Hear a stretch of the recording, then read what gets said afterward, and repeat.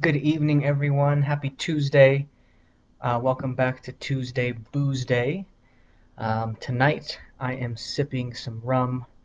I actually finished this bottle of Diplomatico that I've been sipping for quite a few months now, so it's finally at its end. So, cheers to you.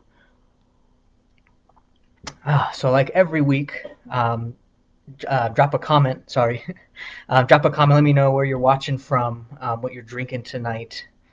And then, of course, be sure to use those hashtags, either hashtag live, hashtag replay.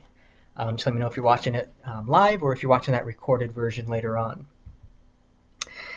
I like to just kick things off, kind of talk about life, what's going on. Drop in the comments, tell me what you did this last weekend. Tell me what you have coming up this long holiday weekend. Our first holiday during the pandemic. So obviously we're not all having big barbecue gatherings or anything like that, but still having fun. This upcoming weekend we're going camping. We're leaving Thursday. We'll be out for the whole long weekend. It'll be nice to get out of the house, I guess, and go do nothing at another location. I'm a big fan of doing nothing, so while I don't really like camping or the outdoors, it is still doing nothing, so I can dig it. Commerce City in the house. Yeah, that's what's up. um, that's kind of the upcoming plan for the weekend is just to camp, relax, eat a lot of junk food. Yeah, so let me know what you're doing this Memorial weekend. Anything exciting that you've found that's open to do. Love to hear about it. Wonder if anyone's gotten their hair cut yet. I see my dad in this video. Maybe he has. I know he's the type who can't really go without it. Probably was back in there day one. I have not. Um, my wife Natasha is probably going to give me one more haircut before we kind of jump back into the routine of things. Hopefully she won't take off my sideburns like last time, so I'll let you know how that goes.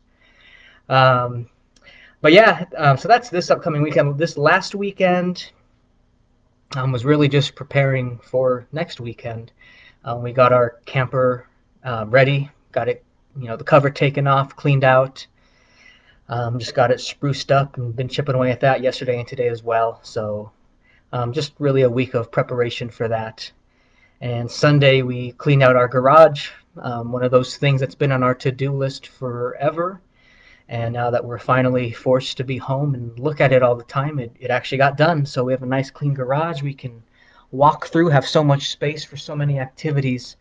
It was a productive weekend on that front. On the writing side of things, I'm still just chipping away, writing that co-author project.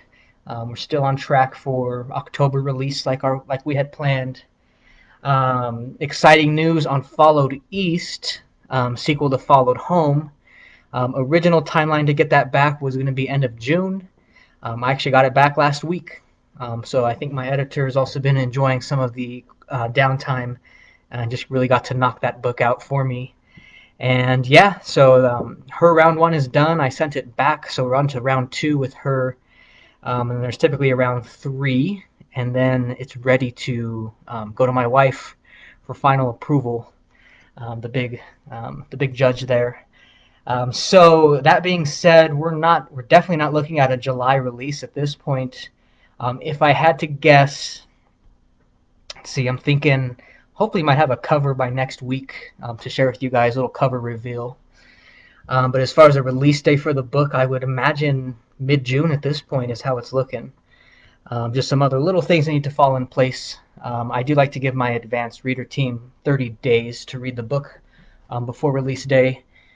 So I guess that's probably going to put us kind of like that last week of June.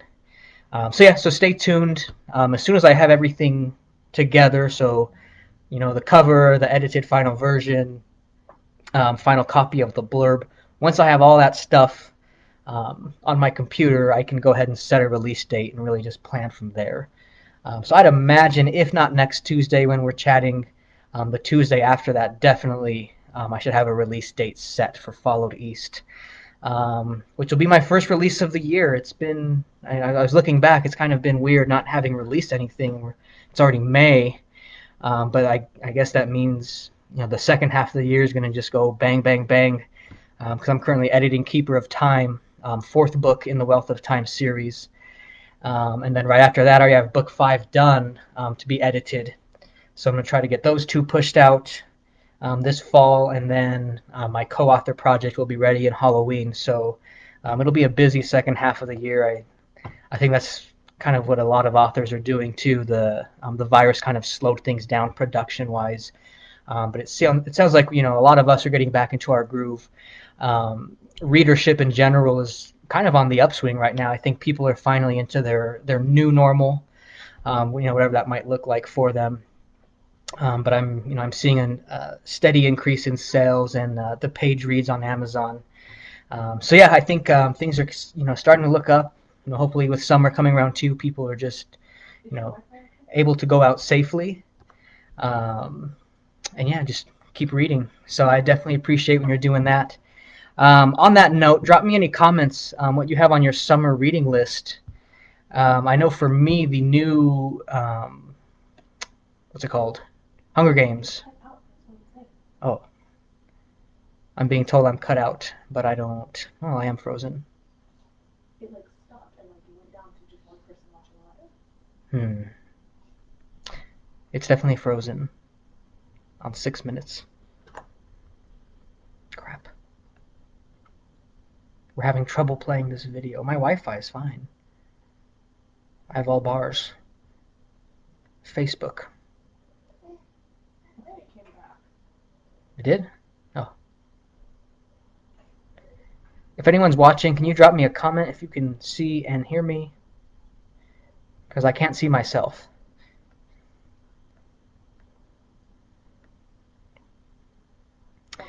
And yeah, my timer's still running.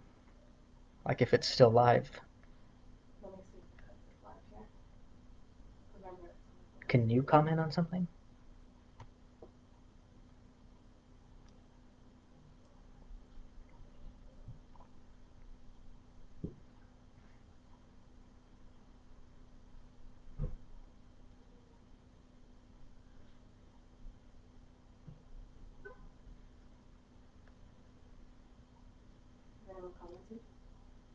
Nope.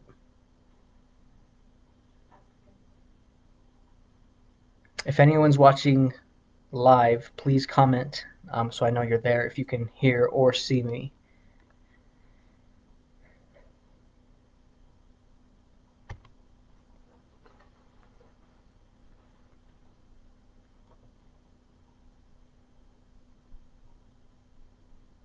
Oh, my dad texted me your broadcast dropped. It came back? I still can't see me.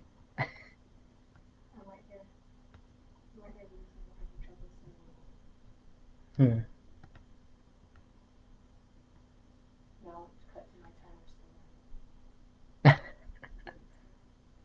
um, Crap. I'm gonna just end it and start it over. Well, not start it over, but pick up. What? Don't exit? Oh, okay. Yeah, someone hears me, so. Oh, my mom. Hi. Okay, sorry about that. I don't know what's going on. Facebook, as always, like my Wi-Fi is full bars. I see your comments.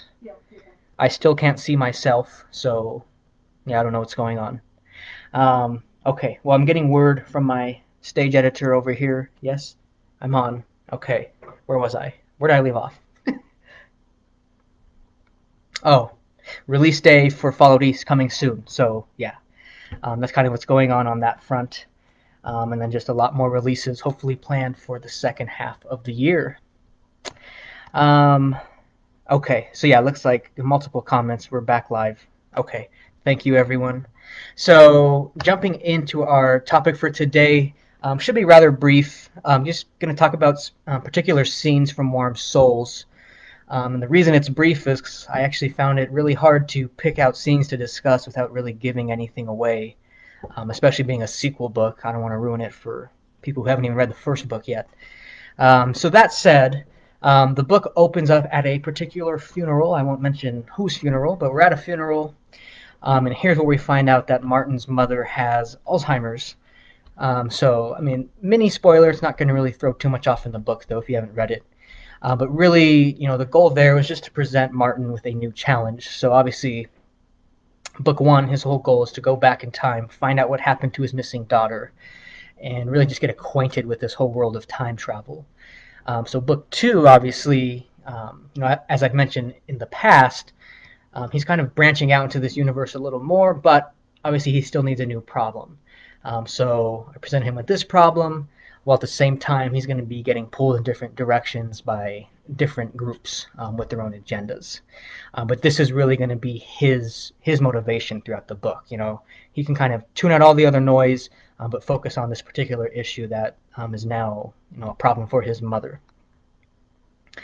So part of being a person in this world of time travel is access to money. Because like any smart time traveler would do, you go back in time, you invest in something you know is going to do well in the future, and you come back to your present time and you're rich. So I'd love to hear if you could go back in time, what would you go back to, and what would you invest in, or what would you help create? Would you become friends with Steve Jobs and Bill Gates?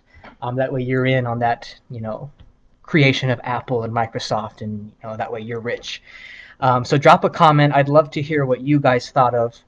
I mean, in the book here with Martin, I just kind of had him just broadly invest in different companies that he knew would do well. But yeah, I would love to hear any particulars that you would like to do in the past to get rich in the present, if that makes any sense. So definitely drop that in the comments and let me know. Now, as far as the time travel bit for this book, I decided on the year 1919. And honestly, it was just because it was 100 years in the past from when I was writing, obviously in 2019. So 1919, just going back Denver 100 years.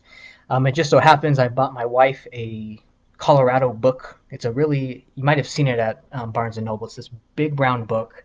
It's very thick, but it's just a history of Colorado. So there's pictures of not just Denver, but the whole state. But I flipped through the pictures of Denver. They date all the way back to 1876. But that was fun to flip through and just look at Denver over the years and see what it looked like, and just bring that to life in the book in 1919. And the cool thing too is even back in 1919, there were still buildings that exist today. So like they go to the Brown Palace Hotel. It was already built and operating by then. They go to the Oxford Hotel, where some drama goes down. Obviously, that still exists today, right by Union Station, which they also see when they're walking around downtown.